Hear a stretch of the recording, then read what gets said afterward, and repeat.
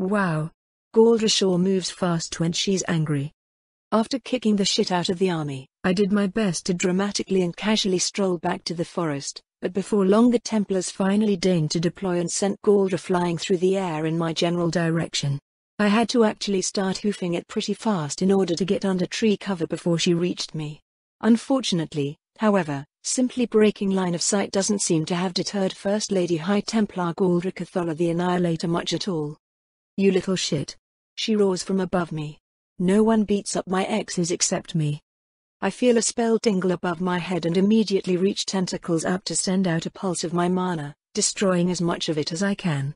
I shouldn't have bothered. The vast majority of the treetops above me still burst into flames, blanketing the forest with oppressive heat. I'm getting flushed out, and making loud mana annihilations is only likely to reveal my position. I counteract this as best I can by immediately changing direction and crafting chinemancy spells in random locations far away from me to mimic the sound of my mana annihilation. Likewise, I throw my voice, projecting it in the opposite direction from where I'm going. Turns out I can still give orders this way. Bomber squad up. A swarm of undead birds shoot into the air, moving to circle above and around Galdra to keep her attention. She mostly ignores them, spraying the forest with a frankly absurd quantity of fireballs. The ground is wet and the trees tend to not burn well at all, but the sheer amount of heat being tossed around is enough for the fire to rage for as long as Galdra wills it. I dodge and weave as best I can, knowing that Nora's talent will certainly prevent the flames from damaging my clothes but will do very little against the threat of being cooked alive inside them. Galdra is blind firing, which makes it pretty easy to dodge her attacks, but she's frustratingly good at throwing her attacks ahead of me, in the directions she knows I want to flee. She's forcing me to slow down in order to avoid getting hit, and it's only a matter of time before I'm out of cover and in her attack range. Fine. My turn. I snap my fingers, and responding to a prior verbal command to do so, the bird monsters under my command dive on her from above. She turns to obliterate them, but tries to make a single flame wall to destroy all the birds at once. Unfortunately for her, when she kills the first one it erupts into a burst of my mana, as planned. The others pass through the resulting break in the spell, and the High Templar's helmet is hammered by a half-dozen furious raptors. It doesn't shatter the chitin, but I bet it still hurts like a bitch. Unsurprisingly, this isn't enough to make her stop, her fingers flashing at incredible speeds as dozens of mana concentrations pop up fucking everywhere. I grit my teeth and stick a tendril through everyone in my range, popping them before her cast can finish, but as I'd feared this seems to direct her to my exact location. The surviving mana signatures manifest as balls of flame that converge on me from multiple angles. I leap around them as best I can, batting a few away with Nora but still ultimately taking burns to my arm and torso. If she stays at the range she's at and keeps using this trick, I'll be in trouble. Thankfully, though, she moves to fly directly at me. I try to figure out why as I finish munching down half of Rima's sword, feeling the metal flow down through my mana channels and pull more of me into the world.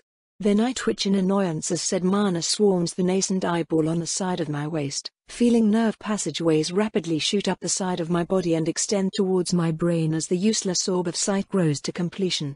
Damn it, body, now is not the time. On the upside, Galdra's advance puts her in range for gnashing shard attacks, so I pull some out and start tossing them her way. She dodges much less effectively than Remus, and I nail her with 2 on the first volley. Nice. Her giant soul is a much bigger target, so that helps. Unfortunately, being giant means that it's going to take a lot longer for my shards to start causing appreciable damage. Once again, I feel mana signatures flare up all around me, but this time it's all outside my tentacle range. Damn it, this woman learns too fast. Walls of frozen air solidify into existence in a wide circle around me, locking me in the middle. Above them, all the heat stolen from the air has condensed into a massive fireball hanging above my head, ready to drop and encompass the entire circle. Shit. This is insane. I could destroy the walls but it will take too much time. I'm an easy target if I try to jump over them or if I leap up to disrupt the spell. Do I send zombies after her as a distraction? How do I? Wait. She's not dropping on me, and she doesn't intend to. What? Last chance to surrender, kid, Galdra growls at me, and I don't find the bluff even remotely convincing. She wants to kill me, I can tell that much. but she's not going to. She can't, as much as that idea pisses her off. You've been ordered to capture me alive, I realize, grinning at her. You think I'm not pissed enough to disobey orders? She fires back, but I already felt my words hit home. She's been neutered. Galdra the Annihilator isn't allowed to annihilate. This is an opportunity. Wall breakers, to me. I order. My heavier risen move to tackle the walls of ice hemming me in. The brutal cold might harm them a bit, but it's not like they have to worry about frostbite.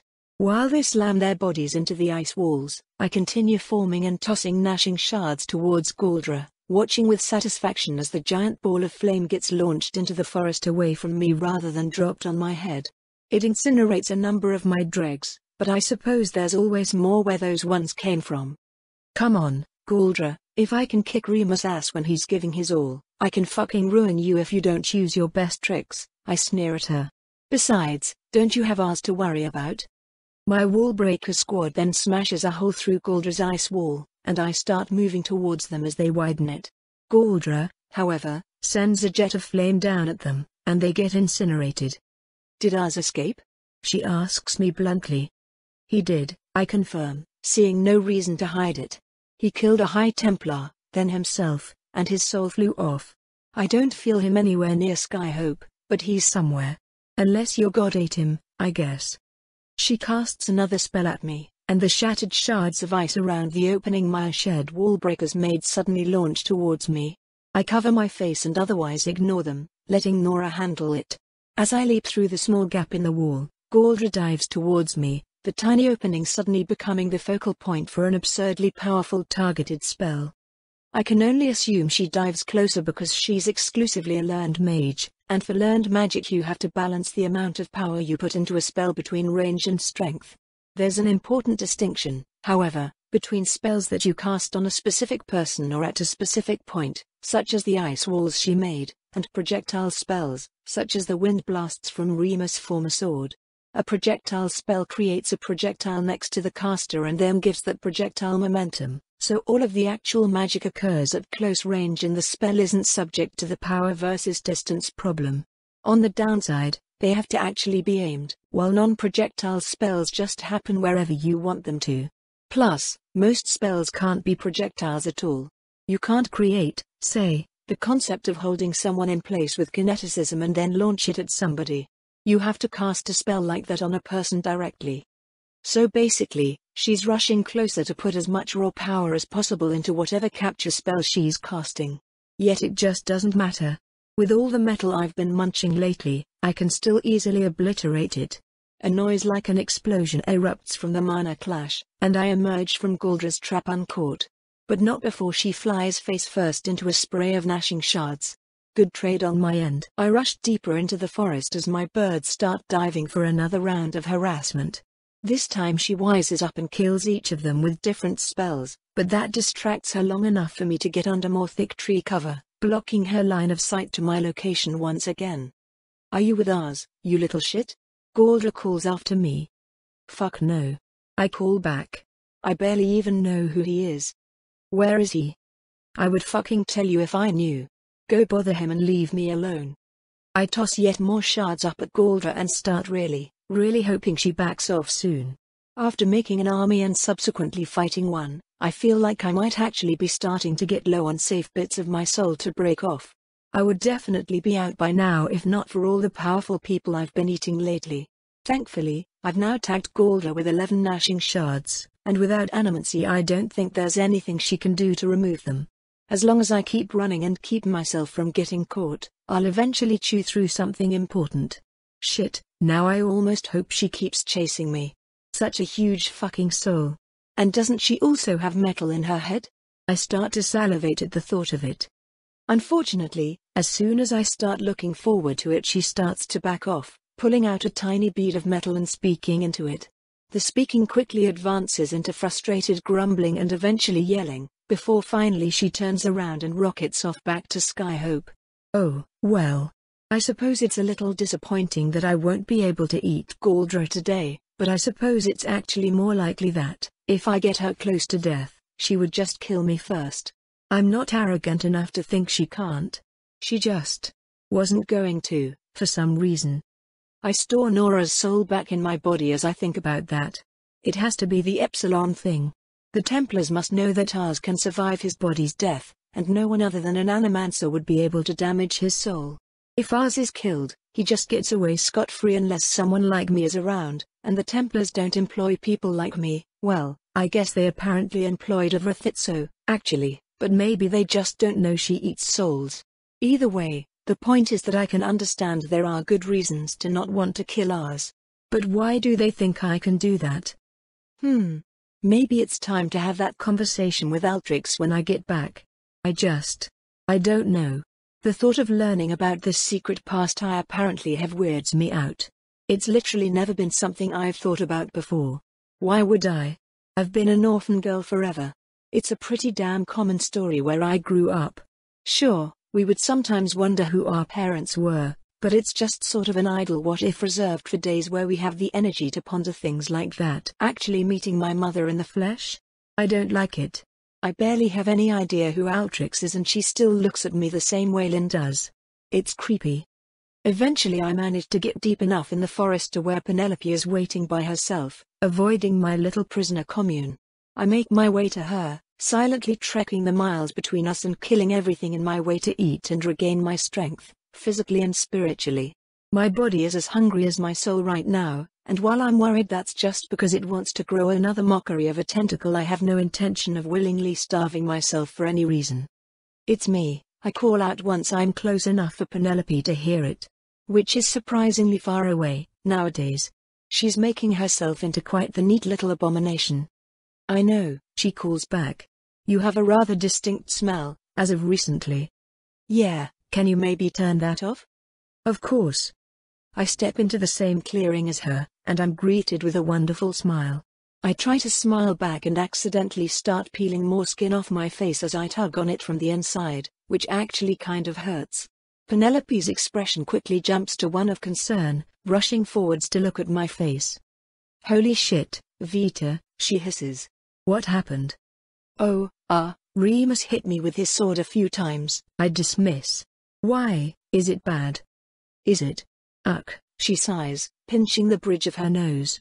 Nearly anyone else would be long dead. If not for your ability to pinch your blood vessels shut, you would have certainly died from hemorrhaging. And did you say this is from Remus' sword? As in our former mentor? This thing? I ask, lifting the half of the blade that I haven't eaten yet. It is incredibly difficult not to laugh at the sheer, all-consuming dumbfoundedness boiling in my girlfriend's soul. Vita, she says slowly, did you eat the Sword of Skyhope? I mean, yeah, I admit. I didn't want anyone to come after me trying to get it back. You ate it in front of witnesses? No, wait, back up. You actually took a blow from it and you're still standing. Watch his eyes, Vita, that blade has killed dragons. Oh yeah, that reminds me, what's a dragon? Penelope lets out a groaning noise through her nose. I realize you have never had any sort of formal or even arguably informal education, she grumbles, but you were a hunter for fuck's sake. Dragon Slayer Remus was your mentor. How the fuck did you go this long without knowing what a dragon is? Look Penelope, I don't really give a shit about things until they become relevant, and things don't usually become relevant unless they are attacking me or I can eat them. She snorts, stepping forward and casting a spell on the missing part of my face. And which of those categories do I reside in? She asks. Neither, I answer. You are far, far outside the realm of usually. Her wonderful grin returns, and she reaches out to cup my chin with her thumb and forefinger. Will you think it's weird if I tell you that seeing half your face as a bloody skull makes me desperately want to kiss you? She asks. Will you pout when I tell you I'm still not going to let you do that? I ask back. Come on, what's a dragon? She does indeed pout, but I am a dark and stoic queen of death and therefore immune. Conceptually they're not that exciting, she explains in a tone of voice I can only describe as a supremely regal whine. They're enormous winged lizards. Highly intelligent, for monsters. Almost always possess powerful talents. They live in the deep forest and rarely leave. Remus and his team had to kill one together shortly after the war because it was migrating towards us. Not that exciting, huh? I ask, scooping her up in a princess carry. You know, Jaleesa told the Vulcan I should be treated as a sated dragon. Does that mean I'm not exciting? She chuckles, leaning on my shoulder. What did you do with her, by the way? Inquisitor Yelisaveta, I mean. I don't see any new revenants with you. Jelisa? I let her go. Vita, honey, no, Penelope chides, tapping her forefinger just under the exposed bone of my nostrils. She knows too much. You have to kill or control people that know too much. I promised not to kill her though, I grumble, sitting down under a tree and putting her in my lap. So my only way to control people went out the window too. She sighs, and I feel my face itch as she starts making it slowly regrow. I'll take care of it, she promises. Just, please be careful. I set the whole city on fire when I let you out and now I have to extinguish it all. I nod gloomily, letting tentacles snake out of my soul and wrap her up as she hugs me. I wish I was more like you, Penelope, I admit. Well, everybody does, she claims, pursing her lips in amusement. But in what way do you mean, exactly? You're good at this stuff, I explain. It's like a game to you. You know all the rules and all the best moves to play. But I always just flail around and make everything worse. I don't understand anything. I can see people's souls and they're still all a complete fucking mystery to me. I really do feel like I've never been human. I only realize I'm crying when I feel water leaking down my thigh and I instinctively think I've peed myself again. But no, it's just more of the most useless eye in existence rearing its ugly lid. My body shakes as I squeeze Penelope harder. She lets me cry in silence for a while, and I hate it. I wish she'd reach into my body and make it stop. Is not being human really so bad? She eventually muses. No, I managed to choke out. Fuck humans. That's not why I just wish I could get it, you know? I wish I could go back and undo everything up to this point, but I wouldn't even have any idea how to unfuck it. I thought the church would always hate me no matter what because I eat souls, but now they have a fucking Vrathitso. So was it just me? I haven't held you or anyone else for 2 fucking years and it's my fault and I have no idea what I could have done better. I'm shouting by the end of my little rant, which traditional wisdom says is a dumb idea in the forest, but I honestly hope something comes to try and eat us. Give me something simple, something that I can just fucking slaughter my way through and not have to worry about the consequences. Just let me kill some goddamn monsters and leave me alone. Would it help if I tell you? Penelope murmurs. The things you could have done to avoid this, were you to go back in time. Go for it, I answer, not having any idea whether it would or wouldn't. When you first found your powers, were you not so afraid of authority? Were you not raised by people suspicious of the church? You would have thought to go to them. And that would have changed everything. Nora was right, up to a point. They would not have killed you, they would have tried to help you. They would look into your claims, find that you are indeed a natural animancer, track down your connection to ours, and they would have believed you.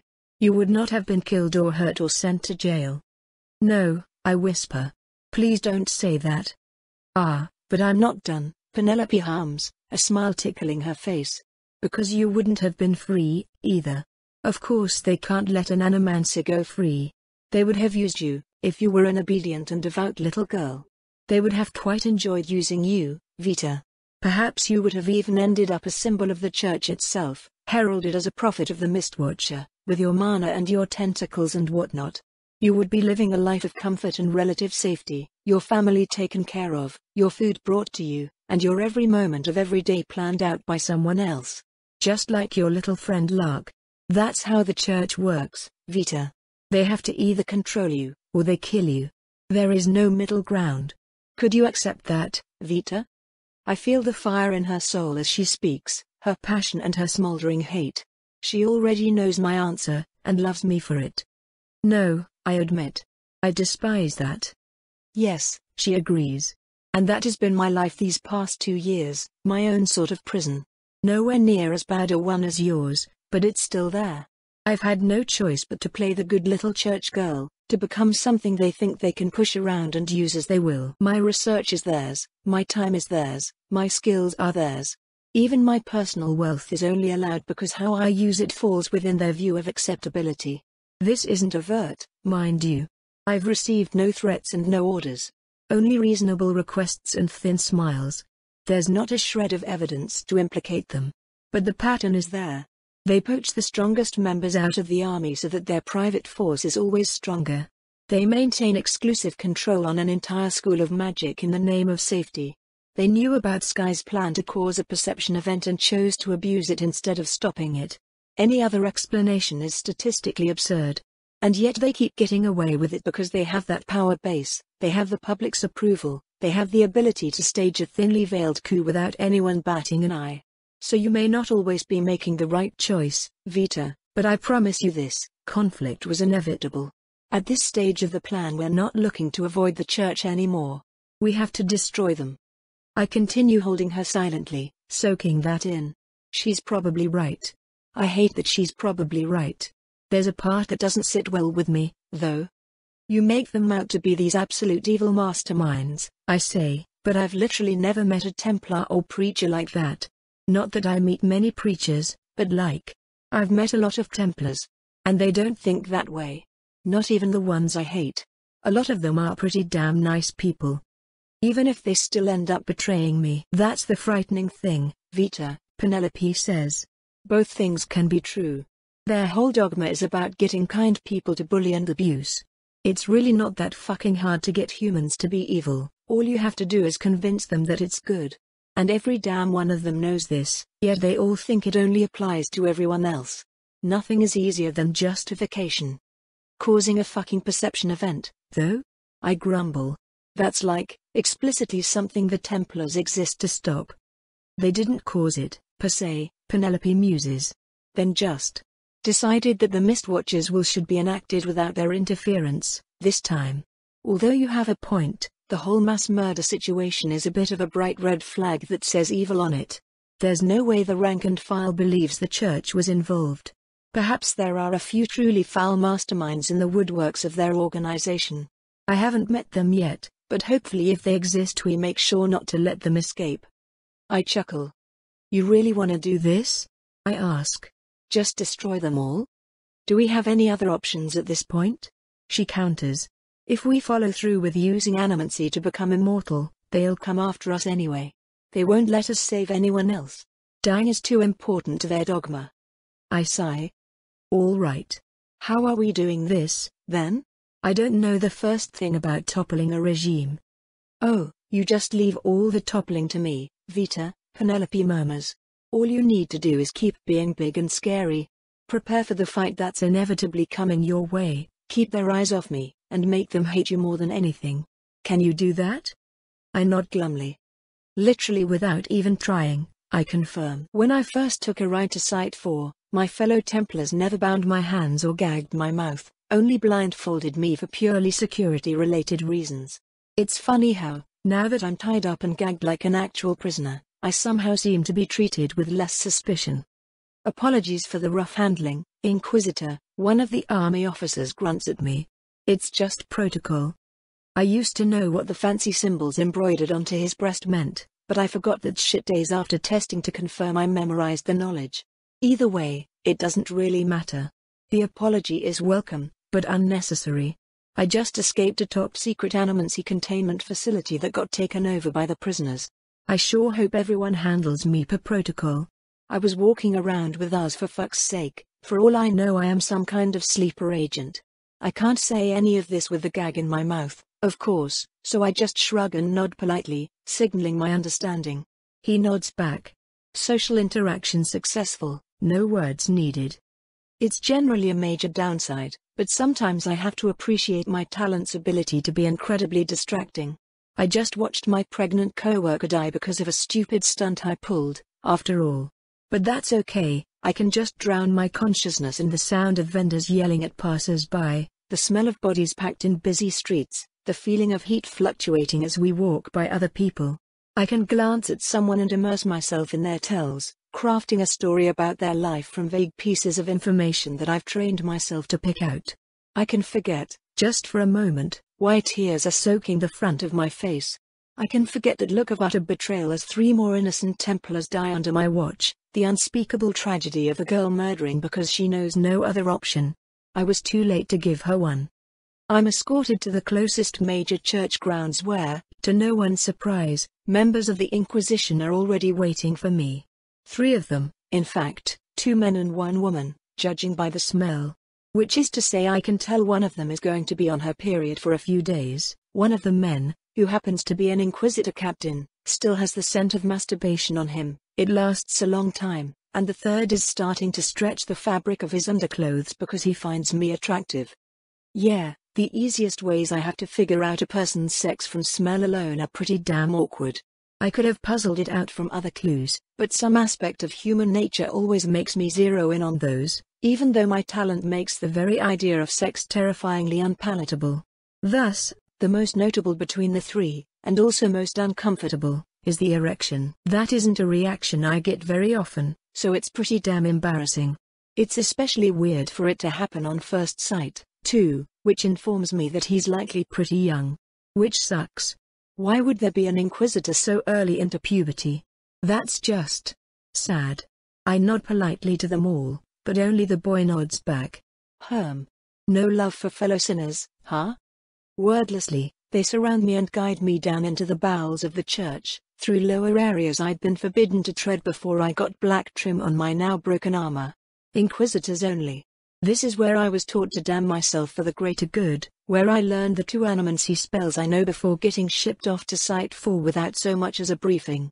I'm taken to a cell-like room, holding only a single chair that's built firmly into the floor. I'm shoved into it, my already bound arms are tied to the back, and the gag is finally ripped out of my mouth. Name, the female Inquisitor demands. Yelizaveta, I respond professionally. The necromancer claimed you were an Inquisitor. I am one, I confirm. Unless this debrief goes poorly for me, I suppose. The Inquisitor captain lets out an amused noise. The woman interrogating me doesn't. What is the identity of the necromancer you are accompanying? She snaps. She's. I start to answer, but then cut myself off. Actually, I need to see your clearance level to answer that. Sorry. I feel the woman's muscles tense under her armor, and she starts to speak before getting cut off by her captain, who does actually pull out what appears to be proper clearance papers and shoves it in front of my face. I read it over, and as far as I can tell it's the real deal. The entire Inquisition is being cleared for knowledge of Site 4, the captain grunts. We're in an all-hands-on-deck situation. You may speak freely in this room, Inquisitor. I nod. I guess that makes sense, now that the prison is destroyed and the prisoners are all back to being active threats. I was in the company of Vita, prisoner class Epsilon 2, I report. Wait, isn't Epsilon what ours was under? The younger boy asks, and if I had any doubts as to his age they're cleared at the sound of his voice. My guess is that he's no older than 16. The other 2 Inquisitors turn to glower his way, which is somehow still effective despite their helmets. He shuts up immediately. That's correct, I answer anyway. There were 2 Epsilon-class prisoners at Site 4, ours and Vita. And what's the status of ours? The captain demands. Escaped, I report. He killed himself. What? The woman asks. So he died after escaping? No, he escaped by dying, I clarify. Epsilon-class prisoners are abominations known as liches, the captain explains. Upon death, their soul can possess another body, returning them to life. It is believed that ours has to prepare viable bodies in advance, but we have no known way to locate or identify those bodies, so the assumption is that at least one is still alive after all these years. We can bet he's back and healthier than ever. A grim mood sets over the room. That's more than I knew about the whole thing, but it makes sense. But enough background, the captain continues. We're just going to have to ask these questions again if we keep badgering her before we start. Inquisitor, have you ever been in decontamination before? I hesitate. I say. Yes, but I don't remember it. He seems immediately startled. Who performed your wait. Captain Manus, I assume? That's correct, I tell him. He relaxes, nodding. We don't have that level of skill, so I'm afraid you'll remember the whole experience. Apologies in advance. I swallow, nodding slowly. Sheesh, is there any way he could have been a little more intimidating? At least I won't walk into my boss's office and then randomly wake up terrified in my room, I retort, trying to inject a bit of levity into this. I've been surrounded by animancers for months now, but this is the first time I have the impending knowledge that I'm about to have animancy cast on me. My soul is about to be violated by my peers. Shit, shit, shit, shit. You have nothing to fear if you're innocent, the woman says, her fingers starting to twist together a spell. That is the least true statement I have ever heard, I counter, clenching my bound fists as tightly as I can. Just drop your magic resistance, she orders. I do, although it's pretty damn hard considering how much my stress response wants to keep my defenses as high as they'll go. She puts her hand on my abdomen, just over where my soul rests, and yet nothing seems to happen. There's no crippling dread like when Vita brushes my soul. The Inquisitor's spell has not even a hint of contact or warning. Somehow, this is even scarier, and I tend to like to talk when I'm stressed. I enjoy getting people to open up and learning about lives more interesting than my own. Everyone has their own story, you know? It's incredibly fascinating, not to mention humbling, to immerse myself in the reality that every single person in the entire world has a life at least as complex and meaningful as my own. If I wasn't being interrogated, I'd like to chat with these people, learn their names, and figure them out. Of course that wouldn't be appropriate in this context, and for whatever reason I'm kind of in the mood to talk about myself. What the fuck do I talk about in this situation, though? Site 4 stuff? I'd better make sure not to leave out any details. I open my mouth to start rambling, but I am quickly cut off. Wait until you are asked a question, Inquisitor, the captain orders, as if he was expecting this reaction. I shut my mouth. He was expecting. Oh watcher, he was expecting it. This is the animancy. I instantly stiffen up, my eyes opening wide. They're giving me a desire to relay my experiences truthfully and completely. Which? Okay, I admit that's a pretty reasonable interrogation method. It won't be that bad, probably. I slow my breathing as best I can, calming down. It's fine. Things will be fine. It'll all probably be easier if I just actively try to ignore all the animancy being done to me and just go with the flow. It's not like I can or should try to avoid decontamination. How many times have you been in decontamination before? The captain asks. Only once, that I know of. I answer, happy to finally have a question asked of me. Not counting this time, I mean. Have you ever had animancy cast on you for other reasons? He presses. If so, by who? Yes. I confirm. I cast animancy on myself as part of my duties. I've sinned with Soul Sight and Soul Shield daily. But it's okay. I'll work it off in the afterlife, right? It's worth it to be able to keep more dangerous people in check. Although I guess I didn't actually do that. I'm kind of a failure of a Templar, aren't I?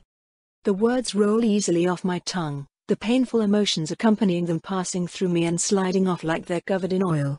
I guess that might have been a bit too much information, but better too much than not enough, I think. I really hope my answer is everything they want to know. What are you picking up, Ewan? The captain asks. Well, she's integrating very quickly, the boy answers. Which I suppose is both convenient and worrying. Ewan. What a nice name. Hi, Ewan. I greet him. It's nice to meet you. Hello, Mom, he responds awkwardly. Anyway, I do see signs of a fairly obvious memory wipe, like she reported. Can't be more than a few days, though, based on size. Nothing else. I second that report, the nice woman modifying my soul grunts. I as well, the captain nods. So, what are we thinking? A couple hours, based on integration speed? 3 at most, the woman grunts. I hope she's not grumpy. I want to cheer her up. Then let's talk outside, the captain says, and the 3 of them leave the room, locking me inside it. Wait. No one is here to ask me questions now. Oh, no. But I want to tell them things. My first impressions are positive, I hear the woman speak from a few rooms down. If she's been affected by cognomancy, the signs of it are gone, and I couldn't find any evidence of a soul tumor. I don't see any way she could be a sleeper. Agreed, I hear the captain confirm. It's quite the relief, but stay on guard until after your modifications finalize. We still need to fish for conflicts of directive regarding. Hey, I can still hear you. I shout at the top of my lungs, since I doubt they'll be able to hear me unless I do so. You'll have to move further away. In response, I hear the telltale void of sound that accompanies a silence bubble. That works too, I suppose. I should have expected that. Most Templars are better at magic than me. I hope they appreciate my honesty there. They were talking about pretty interesting stuff. I'm curious about what sort of spells they casted on me, but I think I'll make a point to actively not think about or try to memorize any. Seems like the smart thing to do. I suppose I'm alone now for a while. That really sucks. I want to answer all the questions and get this over with. Well, no sense thinking about what I can't do. It's really nice that this interrogation room doesn't smell like blood. I'm really fucking tired of the smell of dried blood. It is moldy, but what Forbidden Sin basement isn't? Not that I've been in many, but they've certainly all been moldy so far, and I see no reason that would change. I wonder if sin helps mold grow. Would that make any sense? No, of course it wouldn't. Still, maybe someone will ask me about it. I want to talk very much, but I shouldn't talk unless it would help the Inquisitors. I hope they come back soon. I want to answer their questions. Hey, I guess that's the animancy talking? I sure got cognomancied, huh? I should be scared. I should be terrified of this. Why am I not? No, of course I'm not. This is important. They have to know for sure I'm trustworthy. Only animancy can confirm the use of animancy. This is good. This is fine. They just need to come back so I can tell them everything and answer all their questions. I want to answer them. I want to. I want to. I want to. I want to. I want to. I want to. I want to. I want to. I want to. I want to. Time passes with wretched slowness as I sit in agonized silence, arms twitching against my bindings as I internally war with my desire to go find my fellow Inquisitors and tell them everything, and my desire to stay here and wait like I'm supposed to. They need to know, but I'm stuck here. Why won't they come back in and let me speak to them? Did I fuck up again? But they should know, they need to know, I want to tell them. Gah. Every footstep that seems to approach makes me spasm with anticipation. I can smell them walking around outside my door. I can hear them navigating hidden passageways, peering at me from cracks in the wall behind my head. They're there. They can ask. I want to blurt out everything, but I have to wait until they ask. Why won't they ask? Why? Finally they open the fucking door and walk back inside. How many hours of agony has it been? I'm not usually this impatient, but it hurts. It hurts so much, and I have to tell them everything. Tell us about your time at Site 4, Inquisitor, the Templar captain orders. With an explosion of relief, the words start pouring out of me like a mudslide, bolstered by an overwhelming joy at finally being able to say them. I tell the whole story, starting from the wagon ride to Site 4, trying to give every detail possible. The young Inquisitor frantically scribbles down my every word with a pen, recording it in shorthand as I blabber on and on, describing all the minuscule details my talent picks up for the first time in many years. It feels so great to do so fulfilling to finally put this information to use. At least, it does up until I'm asked to omit those unless I consider them particularly relevant, which is a shame because we've barely even started talking about the first day. It's okay though, that's okay. I can report. I can do this right and not screw it up. I can help. I can tell them everything, and it feels so good. Then I recorded our whole conversation on her captured souls in her file, though I omitted the thinly veiled death threat. Then, why did you omit the death threat? The captain asks, cutting me off. Yay, another question. Because I believed not doing so would be pointlessly harmful, I say honestly. Vito is a person that needs to feel powerful and in control in order to be comfortable, likely as a side effect of a damaging childhood. She's caught in the fallacy of assuming all power will be abused except her own, and lashes out as a way to make herself feel more comfortable. She also struggles with anticipating the consequences of the things she says. If I recorded those words and they came back to bite her, she'd consider that an abuse of a pointless detail, not a justified response to a statement that was not okay to say on her part. And do you think she would have been right or wrong to believe that? Wrong, of course, I tell him. But establishing mutual respect is the first and most important step to teaching her that, so I made the call I thought was the right one and removed the possibility of that confrontation. It doesn't seem like that answer completely satisfies him, but I can't really think of a better way to explain myself, and I don't think the problem is a lack of understanding, either. It's not at all important that he agrees with me, only that I give a complete answer to his question as I understand it. I continued to speak, detailing the start of the escape, helplessly watching Vita kill my allies, and other unpleasant memories that I just can't drum up the effort to feel terribly bad about right now. Just the facts. I have to give the facts. It makes me so happy to do so. I love not having to wallow in the regret, honestly. Part of your duty is to ensure neither Vita nor ours are released, the captain reminds me. This is a more important duty than your own life. How do you feel about your own survival, in that light? I'll accept any punishment for my breach of protocol, I tell him. But frankly, if I could have stopped Vita by sacrificing my life, I would have. I just believe such an outcome would have been fundamentally impossible.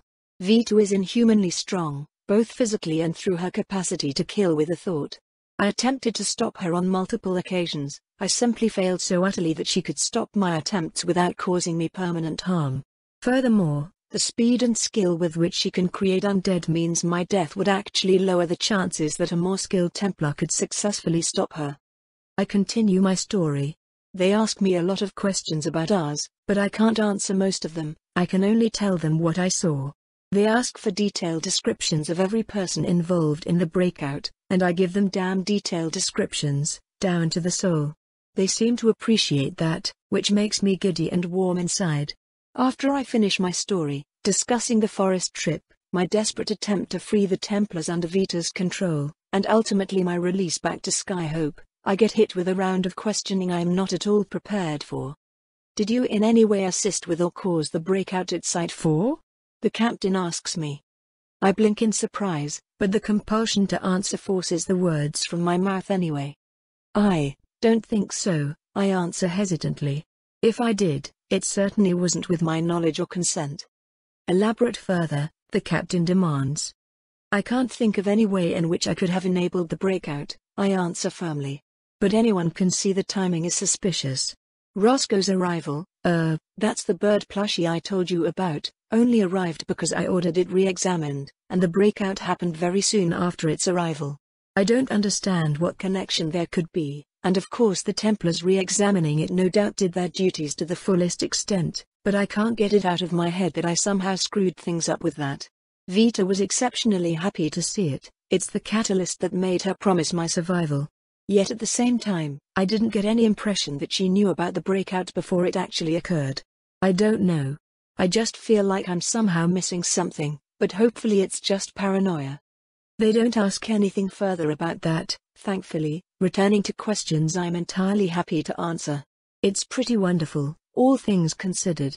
Just rambling about things I've done and feeling a sense of accomplishment for it.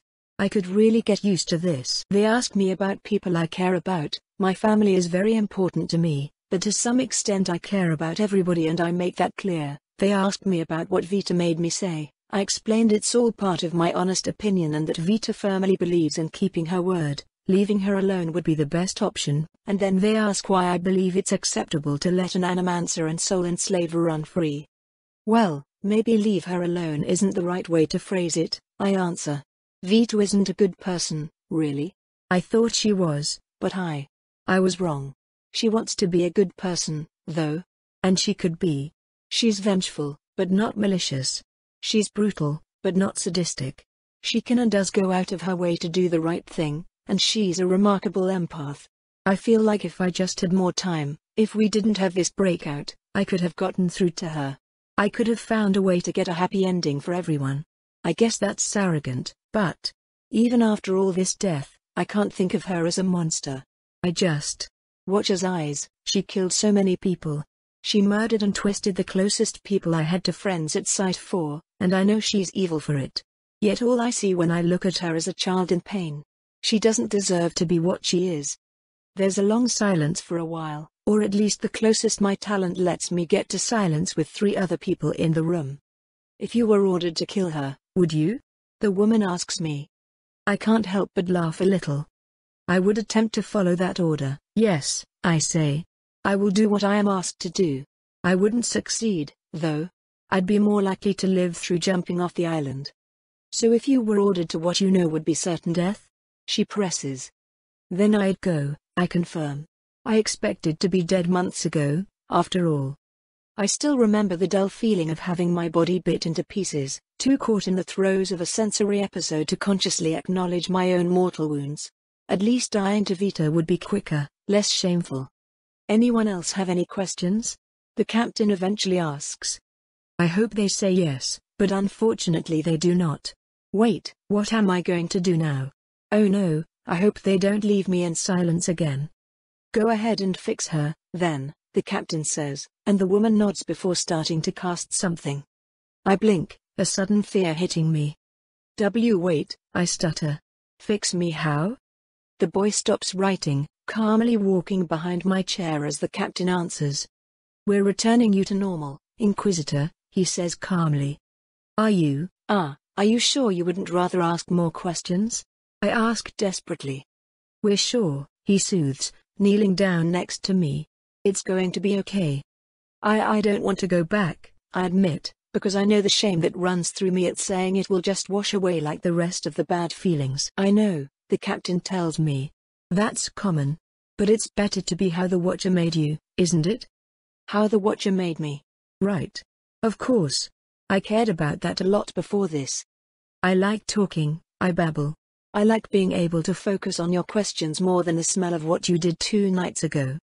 I know you do, but it's important that we always. He pauses a bit as I watch him figure out what I'm alluding to, and I giggle a bit as he winces, that we always avoid the worst temptations of this evil craft. Your soul is just as sacred as any other, Inquisitor Yelisaveta. You're right, I admit, because I know it's true. You're right. But please don't. Please. It will be over soon, Inquisitor, the captain damns me. You did well. Now be quiet, and be still. I try my best not to feel it as the female Inquisitor puts her hand on my belly and starts to take away all my gifts, but the terror of it hurts too much. I try to hold on to the joy of talking, the joy of answering, but it slips away from my soul. No. Being quiet is easy again. I won't feel it if I answer anymore. I know it's true and I want to cry. Oh, Watcher, I liked it. They used animancy to make me like it. What the fuck? This is decontamination? This is what Manus did to me? Or? No, wait. I don't remember what he did to me. It could have been anything. Why didn't I think about that before? The longer the other Inquisitor works on me, the more sick I feel. I'm so fucking pathetic. Am I really that desperate to feel like I'm not a fuck-up that I'd beg my co-workers to stay a mind slave? I start taking deep breaths, trying to calm my instinct to vomit. Holy shit, I'm so pathetic. You're going to be okay, Inquisitor, the captain reassures me. It's okay. Are you sure you can't remove my memory of this? I gasp. He chuckles as if it's a fucking joke. No, that's unfair. He gets it. He's just at the stage where he has to laugh to keep doing it. I really fucking hope I'm at least clear after all that, I groan. The final decision isn't entirely in my hands, but I'll certainly be giving my firm recommendation that you are, the Inquisitor captain reassures me. You're one tough woman, Inquisitor. Most people would have broken under that. I can't help it. I give him an incredulous look. I fucked up hard, I insist. I let literally every Templar at Site 4 die, sir. It's understandable to think that way, the captain nods. But put another way, you survived an unprecedented disaster that no one else could. You brought us hordes of valuable intel that we were just one life short of losing entirely, and you did it while convincing an army of monsters to keep your body and soul intact.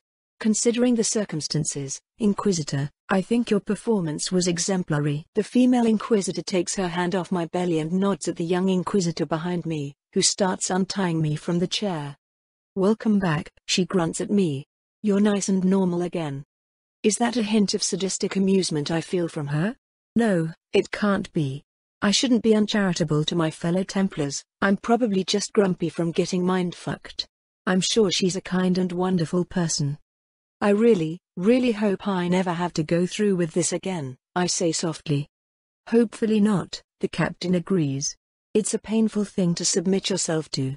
I'm escorted to another room down below the church as I think about those words, this one much nicer but still unmistakably a cell. Painful to submit to? I shudder. I'm much less worried about the pain than I am about the pleasure. I get why they do things that way. Generally, cognomancy is at its most powerful when it's making people want things. but the combination of joy from speaking my thoughts and suppression of any shame or regret that might hold my tongue. Fuck, I feel so violated. It was wonderful, and that makes me want to scream. My new cell has a bed, and I suspect it'll be a day or so before I get final word on whether or not I'm safe to resume my duties, whatever those new duties might be. I'm more than okay with that. I am absolutely exhausted to my core, body and soul. I slip easily into rest, dreaming fitful nonsense about joy, failure, disgust, and for the first time in a long time, sex. I don't really remember much of it, though, as when I'm finally woken up I find myself trapped in the cacophony of my own mind, business as usual. Soon after I get up, the report exonerating me comes in and I actually get a whole fucking day to myself as a reward before I'm expected to return to active duty. Wow. One damn day, after all that. I feel like I need a vacation for a year. Unfortunately, Inquisitors are apparently in high demand and short supply given the whole ass thing. Sucks to be me, I guess. Still, I use my time to splurge on the first fancy bath I've had in a damn long while, since I've been sitting on months of pay I've been physically unable to spend. Then I head quickly to my mother and father's house, resolving to spend the rest of my day off with them. Bless them both, they neither hug nor kiss me. I'm not a fan of touching people, least of all getting their saliva on me, but I happily enjoy being in the same room with the two people I love most for the first time in far too long. Even better, they understand not to ask me too many questions. They're far more than I deserve, I love them so much. All good things must come to an end, though. I wake up just before first light, say goodbye to them both, and start walking towards the closest temple to pick up my new orders and new armor. Early mornings are nice. There's far less activity, far less noise. The faint smell of dew even adds a pleasant undertone to the normally wretched stench of the city. I make a point to focus on it, trying to isolate the beauty out of the foul. It doesn't go very well, but that's okay. Careful, slow progress is how I stopped myself from going crazy when I first got my talent. It's how I'll continue to improve with it. Still, practicing my focus does leave me a bit uncharacteristically surprised when I hear the voice of someone I never expected to meet again. I suppose it's not entirely unreasonable that I didn't notice her, though, considering that her smell is completely different from the last time I saw her. Inquisitor Yelisaveta, First Lady Vesuvius greets me. What a pleasant surprise. I quickly turn to face her, bowing slightly. It's not really needed or expected to bow to true nobles, but they certainly tend to appreciate it. First Lady Vesuvius. I blurt out. Thank you again for healing me. I hope your research into my talent was helpful. Sure enough, she seems amused by the bore, and my reaction in general. Lady Vesuvius is quite the generous philanthropist if you believe the propaganda, an eccentric, outspoken, but ultimately very kind woman. I can't personally help but find her intimidating, though, even if she was nothing but polite the one other time we met. Besides, what kind of eccentric but kind person casually slaughters 12,000 soldiers in an afternoon? Extremely helpful, Lady Vesuvius answers, smiling as if at a joke. Though unfortunately I learned little beyond how to replicate it, which I suspect is information that would do little good. Do accept my apologies. Oh, it's no trouble. I answer hurriedly. I wasn't really expecting anything from it. I know you're a very busy woman. She chuckles politely as I set to figuring out what the fuck her game is, here. Why did she appear behind me? What does she want? It has to be Site 4 related, there's no other reason I'd warrant her time. Does she know about Site 4, though? She certainly shouldn't know about it, but she's a close ally of the church and at the very least is smart enough to figure out that something big happened. It could just be that she saw the commotion between Vita and the army and recognized me from that. Fuck, actually, a ton of people will probably recognize me from that now.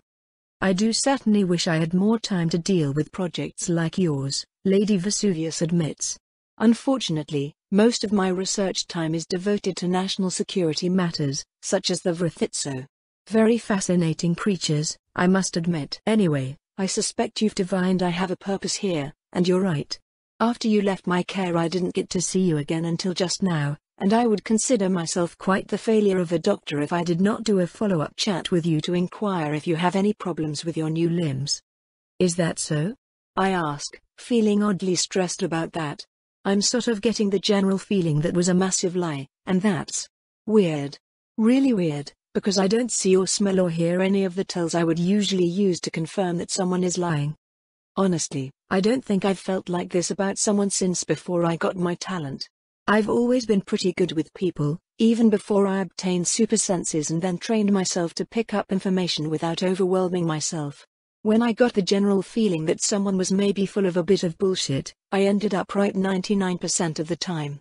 Since obtaining my talent, I learned that the things that gave me general feelings had actual reasons behind them, tiny details that my conscious brain was unable to latch onto but I still subconsciously absorbed.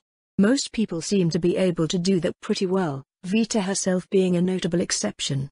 It hasn't really come up since I got my talent, though. I can just look at someone and know exactly where the bad vibes are coming from. Not so with Lady Vesuvius, though, which is weird. Maybe I'm getting a false positive? Or maybe she's just a really, really good liar. My arm and leg are fine, I tell her honestly. I haven't had any problems with them. I still kind of smell that damn nutrient goop everywhere I go, but I very, very carefully try not to pause my sentence or otherwise outwardly react as I come to a horrifying conclusion, heart beating out of my chest. Have mostly learned to ignore it by now. It's been getting less and less noticeable since you warned me about it. Fuck, she can copy my talent and she gave me a distinctive scent. Fuck. No way, no damn way. This has to be a coincidence, right? Why would she even? Wait. Weren't they both hunters? Is she why Vita smelled so bad when we ran away? She could be the family that Vita left to meet with. Fuck. That's wonderful to hear, Lady Vesuvius says demurely. Please let me know if it fails to disappear completely, or if you have any other problems. Of course, I agree pleasantly. I'd be happy too. My words falter as they leave my mouth, because as I speak them I'm also listening to far quieter words, sub-vocalized so only I can hear them. I told her you'd figure it out, Penelope whispers, her fanged smile terrifyingly fake. You're lucky that it took you until now.